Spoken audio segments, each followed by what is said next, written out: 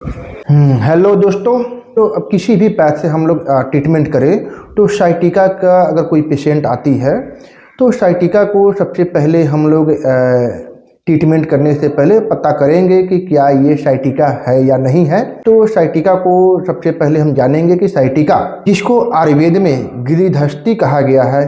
गिरिधस्थी मतलब गिद्ध के चाल जैसी, कोई व्यक्ति गिद्ध के चाल जैसी हो जाती है, यानी इसको आयुर्वेद में गिद्ध के चाल जैसा बोला गया है। गिरिधस्थी यानी साइटिका को कहा गया है।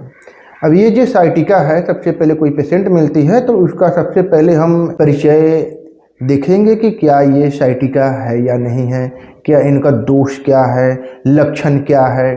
तो सबसे पहले साइटिका है या नहीं है तो इसको हम दोष में देखेंगे कि मुख्य रूप से ना ये वात रोग होता है। ठीक है। लक्षण के बारे में जानेंगे कि कमर से शुरू होकर कूल्हे तक दर्द जा रही है, जांघ के पीछे भाग से होके जा रही है, बहुत ज़्यादा तेज दर्द हो रही है। तो ये हम परिचय लेते हैं कि ये रोग साइटिका का है या नहीं है।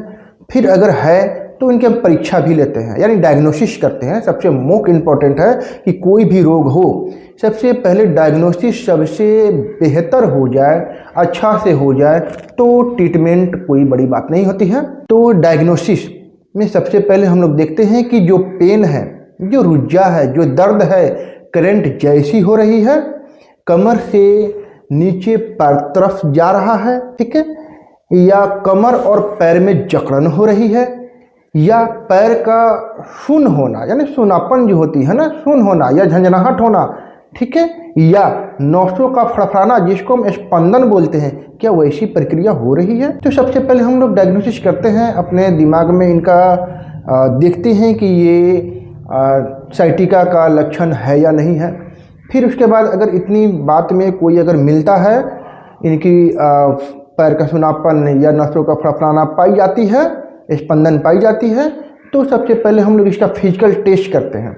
फिजिकल टेस्ट में क्या करते हैं कि एसएलआर टेस्ट करते हैं। एसएलआर टेस्ट क्या है कि रोगी को सबसे पहले सीधा लेटा दीजिए। सीधा लेटाने के बाद उसको दोनों पैर को बिना मोड़े हुए ऊपर उठाने को कहिए।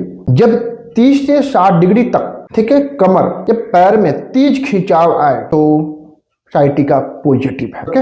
अब इनकी पॉइंट की बात करें, टेंडर पॉइंट की बात करें तो L4 L5 या L5 से S1 यानी रीढ़ की हड्डी के पास दबाने पर दर्द होती है। ये आपका टेस्ट हुआ कि इनको साइटिका है ही है। इसके बाद क्या करना है, तो सबसे पहले इसको हम कॉज पूछेंगे कि कारण क्या है। क्या आपने कभी भारी वजन उठाया, क्या गलत तरीके से बैठा, या आपके पेट में हमेशा कब्ज रहती है, या कभी चोट लगा है कभी भी। तो इनका हम लोग हिस्ट्री लेते हैं, ठीक है, ये कॉज जानने के लिए। फिर इसके बाद ट्रीटमेंट का हम लोग प्लान बनाते हैं कि इसको ट्रीटमेंट कैसे करना है। तो ट्रीटमेंट के लिए सबसे पहले थेरेपी देंगे।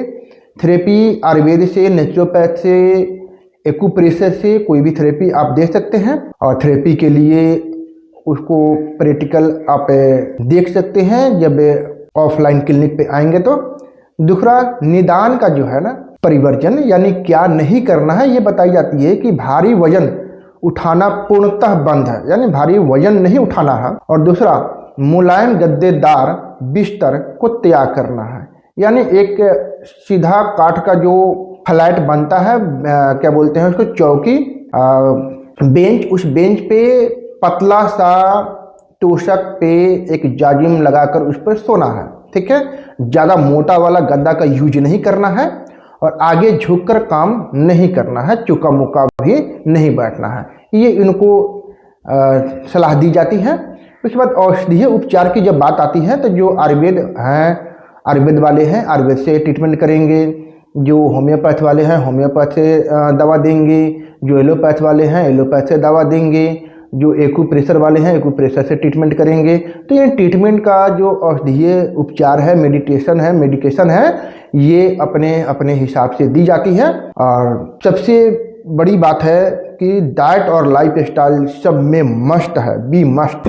या आप एलोपैथ से ट्रीटमेंट करा रहे हो या आयुर्वेद से करा रहे हो या किसी भी पैथ से करा रहे हो, सबसे पहले डाइट और लाइफ स्टाइल अगर सही नहीं है तो आपको रोगी, मतलब कि वो रोगी उस रोग से पीड़ित रहेंगे ही रहेंगे। ठीक है, तो सबसे पहले डाइट और लाइफ स्टाइल की बात करें किसका, साइटिका का। तो क्या करना है, क्या खाना है, ठीक है। तो अगर खाने की बात करें तो लहसुन, सहजन, कैस्टर ऑयल, मेथी, पुराना चावल और गेहूं खाना है। क्या नहीं खाना है तो मटर, चना, राजमा, आलू, ठंडा पानी, दही, चावल वगैरह नहीं खाना है। ठीक है, और क्या करना है तो कमर सीधी रखकर बैठना है। हमेशा एकदम बैठेंगे तो हमेशा स्टैंड पोजीशन में बैठेंगे ऐसे सीधा। और कोबरा पोज जिसको हम भुजंग आसन है ना, जो आप एक्सरसाइज या इसको योगा बोलते हैं, योगा करते हैं, इसको आप डेली कोबरा पोज में कम से कम 3 से 4 मिनट तक उसको 5 मिनट तक भी कर सकते हैं। और क्या नहीं करना है तो दिन में नहीं सोना है, ठंडी हवा में नहीं घूमना है और झटके से नहीं उठना है। ठीक है, अगर इस हिसाब से देखा गया है किसी पेशेंट को अगर एक साइटिका का रोग है, यानी साइटिका उनको हुआ है या साइटिका का कोई रोगी आ रही है, तो उनको इस हिसाब से अगर ट्रीटमेंट दी जाए तो 20 से 30 मिनट या 25 मिनट मिनिमम लग सकती है। और इस 25 मिनट 30 मिनट कम से कम एक पेशेंट पर अगर दी जाए समय, तो आप समझ सकते हैं कि दिन भर में आप कितने पेशेंट को देख सकते हैं। तो हमें लगता है कि दिन भर में 20 पेशेंट बहुत मैक्सिमम हो गई, ज़्यादा हो गई, जिसको इस तरीके से अच्छी तरीके से डायग्नोसिस करके देखी जाए तो